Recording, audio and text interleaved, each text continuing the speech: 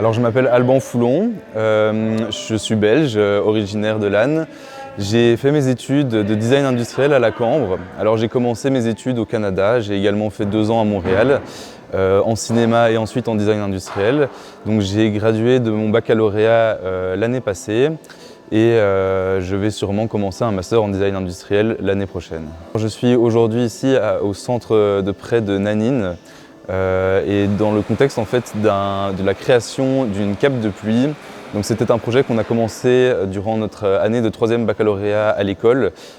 C'était un projet de récupération de matériaux. Donc en fait, le centre de prêt de Nanine met à disposition des scouts des tentes qu'on appelle des tentes SNJ. Donc ce sont des grandes tentes vertes que vous avez peut-être déjà vues.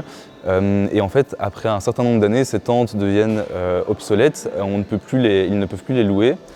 Et donc, nous avons été approchés pour récupérer ces matériaux afin de les upcycler et de créer des nouveaux objets qui puissent être mis à disposition des scouts ou d'autres personnes. Ce qui est très intéressant dans le fait de pouvoir venir directement dans les ateliers, que ce soit pour n'importe quel type de création, c'est qu'on rencontre directement les artisans, les gens qui travaillent et qui vont réaliser nos projets.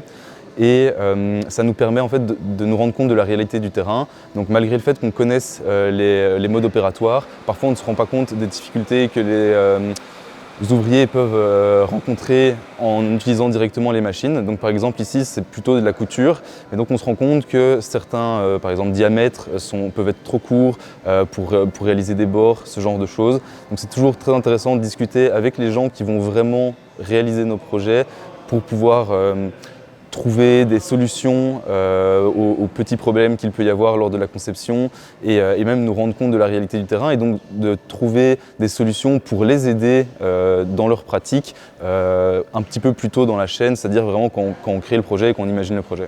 Donc les difficultés que j'ai pu rencontrer avec la création de ce projet étaient effectivement de travailler à l'origine avec cette matière, qui est une matière ici assez épaisse, donc j'avais pas forcément les outils nécessaires à pouvoir la travailler correctement. Donc j'ai dû faire des tests avec d'autres matériaux qui n'ont pas exactement les mêmes caractéristiques que celui qu'on utilise finalement. Ensuite, les autres difficultés sont plutôt liées à l'objet en tant que tel. Donc on se rend compte qu'il va falloir qu'on fasse attention. Par exemple, ici, dans le cas de cette cape de pluie, j'ai dû créer une capuche. On se rend compte que les capuches qu'il y a des difficultés à la création d'une capuche, il faut vraiment en fait réaliser des patrons, faire des essais. C'est vraiment de l'essai-erreur.